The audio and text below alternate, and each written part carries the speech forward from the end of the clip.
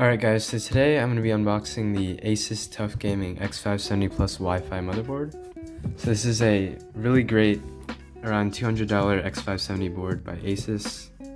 Let's check the box. AMD Ryzen 3000 of course, socket AM4, crossfire support, DTS sound, and PCI 4.0. That's the main feature of X570 versus say B450 and X470. And this is part of their TUF Gaming series. So let's check the side. Asus RSync, so that's their RGB software. In the back with the features, there's a small RGB strip at the bottom right of the board.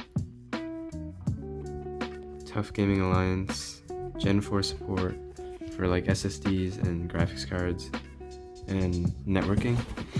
And up here we get a quick view of the board. So features, USB ports, just the port selection. I'll show you guys that once I pop this open.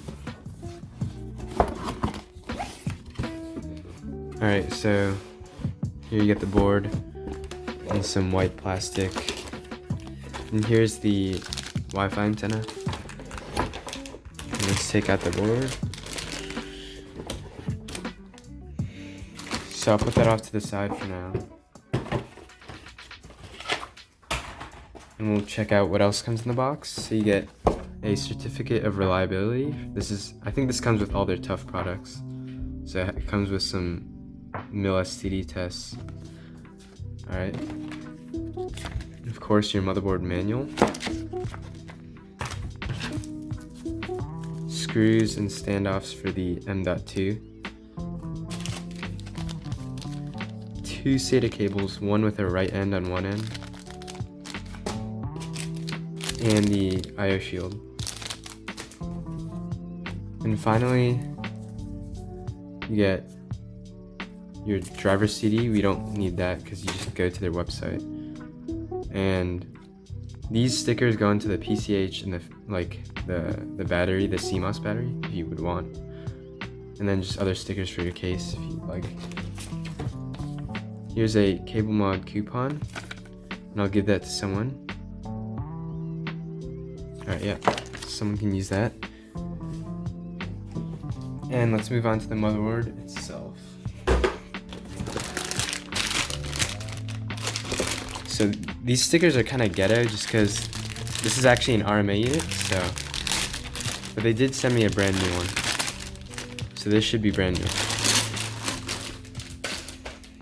Alright, taking out of the anti-static wrap, here's the board. It's mainly black with gray and some yellow accenting on it.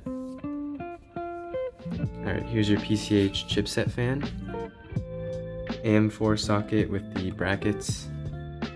4 DIMM slots here. Let's start just taking a look at the details.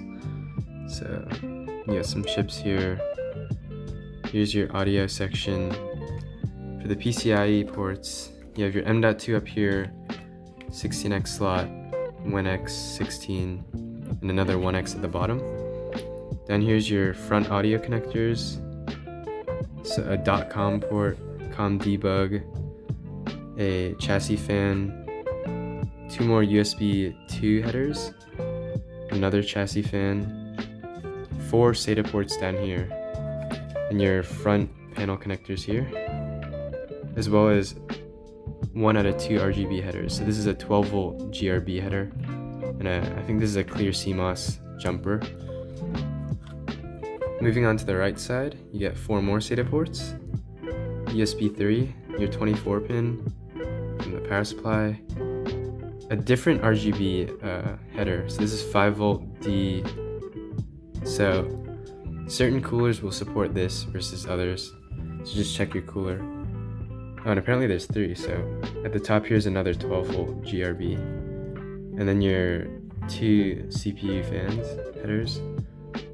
And then you actually get 2 CPU power connectors, so 1 8-pin EPS and 1 4-pin. It should only work with 1 8-pin. Yeah, I've tested it with 1 8-pin, so it works. If your power supply doesn't have an extra, you can just plug one into here and it'll work. Moving in here, channel fan, and another AIO pump fan header. CMOS battery. Yeah, that's about it. Checking out the back, you just get your standard AM4 bracket backplate thing, and there's no like heat backplate thing like in some high-end boards. Usually under $300 you won't find one, but I know like the Aorus Master, which is like a $370 board, definitely has one.